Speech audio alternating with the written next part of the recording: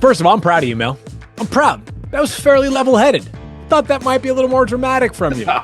I'm never one to. I don't do victory laps. Okay. I don't do victory after one game because I go back. Right. I go, hey, who had the best debut ever in the history of rookie quarterbers? Will Levis did.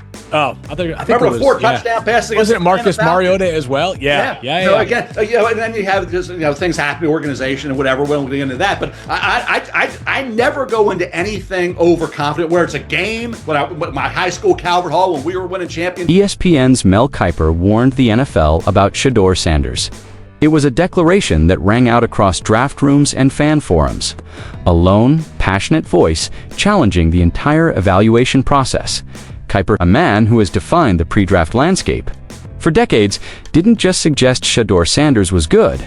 He put his reputation on the line, proclaiming he was the best quarterback in his entire class and asserting that teams ignoring him were making a catastrophic mistake that would come back to haunt them. The league was warned. They doubted. They passed. And now, the stunning, undeniable proof has arrived. The debut of Shedeur Sanders as the Cleveland Browns' starting quarterback was far more than a single game. It was the ultimate moment of vindication, stepping onto the field and leading his team to a decisive victory. Sanders immediately erased a decades-long losing streak for rookie Browns quarterbacks. Shedeur Sanders finally got to start an NFL game. The entire world wants to know what Mel Kiper thought. It is no secret, Mel, you were a believer in Shedeur. A timeout, or you end up the game with 1 timeout left or no timeouts left because the operations weren't good. And he looks a little confused out there. He looks like a deer in headlights. I never saw that. I didn't see it against Baltimore when he was getting hit of the whole second half. So I think the poise, the confidence by playing in a lot of games in college, both at Jackson State and at Colorado. You never stopped feeling that way. Now, he is 1-0, the first Cleveland Browns quarterback to start 1-0 in this millennium. What was your reaction? First and foremost, Mel, to Shedeur's start. Happy for him, for the Cleveland Browns, and obviously the defense, Myles Garrett. Ready to set the NFL record, they couldn't block him. There's 3 things. In baseball. What do they say in full term? You remember Grinny. What do you throw the ball?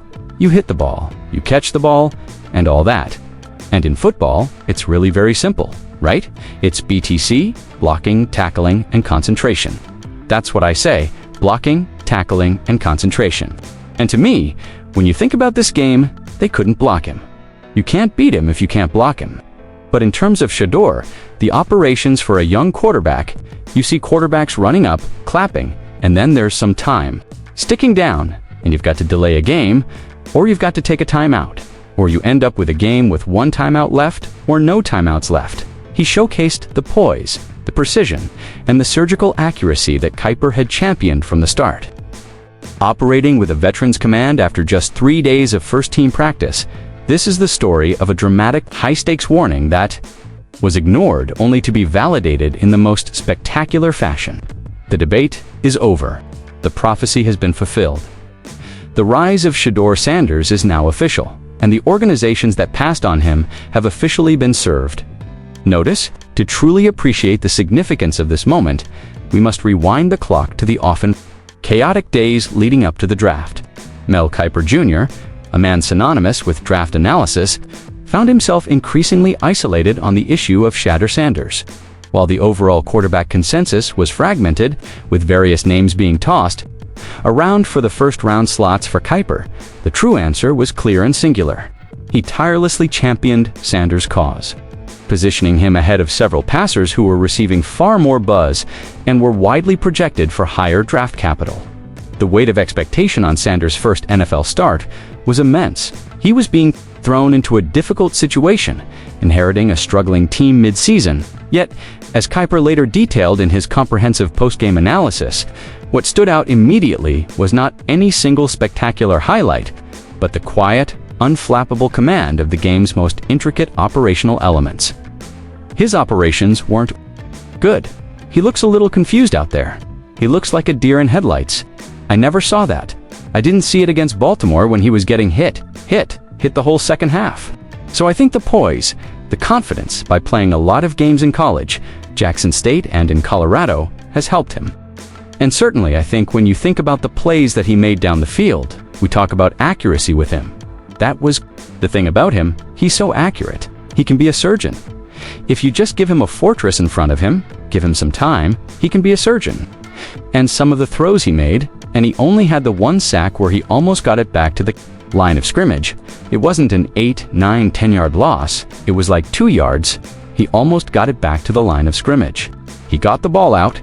He showed touch. When he had to let it rip, he did. He had the one bad throw when the linebacker sunk in the hook zone, and he picked it off. Okay, that happens.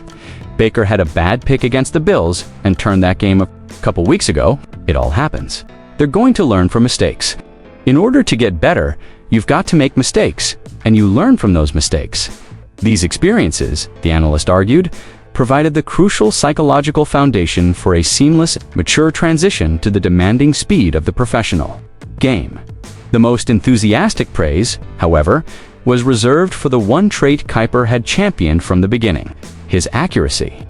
Sanders' surgical precision was on full display. Kiper described him as a surgeon, emphasizing that when provided with a clean pocket and the crucial time to operate, his throws were precise, disciplined, and unerring. Crucially, the analysis noted how adept Sanders was at minimizing negative outcomes. Even on the single sack he took, he demonstrated an innate understanding of situational football by scrambling back to ensure the loss was limited to a negligible 2 yards, rather than a catastrophic drop, amidst the celebratory atmosphere of a rookie quarterback earning a significant victory. A sharp and frustrating point of contention arose involving the coaching staff.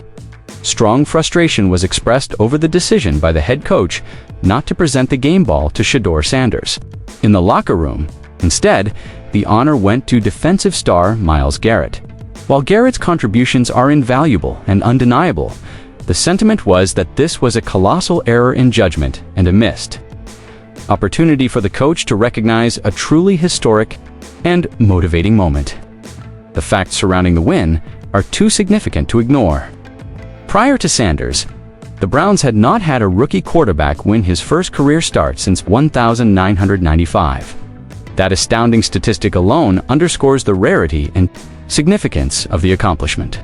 The dust has fully settled on Shedeur Sanders' sensational and historic debut, and the message is resounding. A star has arrived, and the future of the franchise has been radically, irrevocably redefined. Mel Kiper Jr.'s warning, once dismissed by a skeptical league, has become the foundational truth of the season.